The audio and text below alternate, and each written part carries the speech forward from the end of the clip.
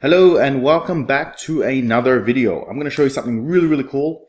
It's called conditional format, and the concept of conditional format is so simple, yet it is so effective and so diverse. You can use it for so many things that it's just amazing tool. Okay, so I'm going to start with getting rid of the grid lines, right? Just so I can see a bit better because I'm getting old. Okay, so I have some sales data that I've made up, right, over 11 weeks.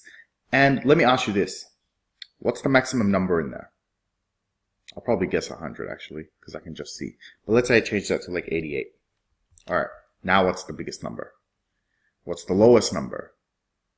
Right, it's hard to see that. So why not let Excel figure that out for you? So let's start with the range that we're going to be working on. Right, you're going to go to the home menu tab. You're going to go here to conditional format. And there's a number of things you can do. Right, let's start with color scales because this is kind of makes it really obvious what it actually does. And if I come into here, hover over the first one, you'll notice that all these colors have automatically been put in place. So what do they mean? If you look at the symbol here, you'll see it goes red, orange, yellow, light green, dark green. And what that's saying is for really low values, make them red. For higher values, make them green. And what it's doing is it's using the numerical range that exists in that set. So the lowest number may be 15 and the highest could be 77. 77 will be the darkest green, and I forgot what number I just said, 5 or 15 or something, will be red. Okay, so let's go ahead and apply that, and let me show you what I mean. If I make this 1,000 or 10,000, it's going to make everything else a lot lower because it keeps using the numerical range in there. If I make that even bigger, all right, let's make it even bigger. Right? Oh, that must be the range set because you only have so many colors. It's not an infinite color list. Okay, so what it's showing is the lowest values are still red. Okay, the numbers that are slightly higher are in yellow, and then the really high are in green. Okay, now let's try some other colors. So let's highlight that again. Conditional format color scales. You can do the reverse. So the highest numbers are red and the lowest values are green. You can do another kind of different choice of colors. You can do blue and red. Okay, and it all depends on what you're trying to say. Are high numbers bad or high numbers good? You know, it's all up to you. So you can do these ones, which is like a 2-color diverging.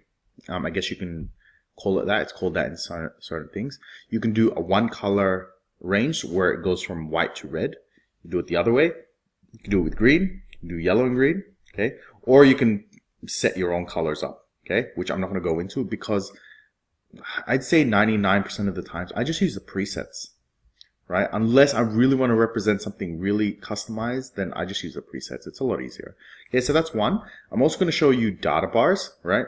And what data bars does, and I'm probably going to just choose like one column here. Okay, it's going to use the length, the physical length of the cell as an indicator of the maximum value. Okay, so let me show you. If I go data bars, and let's just pick blue, it actually shows you which ones are the highest number, right? So this one and this one are the highest, followed by, I'd say, this one, and this, and this, and this. And the coolest thing, and this is just me, right? This is just me being Excel nerdy. If I go, I'm going to have to just use the table on this, so it may make a bit of noise. Random between 1 and 1,000, right? And I'm going to extend this pretty far. Okay, and then I'm going to extend it to the right. Okay, I'm going to copy. Let's paste this. All right, and then I want to do like a filter. All right, I'm going to go highest to lowest. Okay, then I'm going to go and apply a conditional format to this. Okay, actually this one I don't need. Let me show you this one. It's actually made like a rainbow color, sort of, right? And the more numbers you have in there, like the cooler it looks, okay? So again, this is just the nerd in me. If I do, again, ran between, right, a really big range, we extend this is what happens. All right? And then I'm going to sort this. So let's go copy. Okay, And I'm going to sort it A to Z and zoom out. This is really cool. All right. Hopefully you can see how wide it is. Look at this. Whoa. That's so cool. That trips me out. That's all. I just want to add that in the 1 minute thing. All right. So that's what conditional formatting does. All right. So you can have them like this, and you can also do other things. You can make them equal to. So let's say I have this range of roster. I select this one. Let's go back to conditional format, and I'm going to make it equal to, let's say, the name Jed, right? So I can type Jed, and it's going to highlight that. Or I can make it a formula. So I can make it this one. Okay. And that means every time I type a new name, let's say Michelle, it will constantly change for me. Let's say Alex. So a neat little combination, right? Let's try Peter.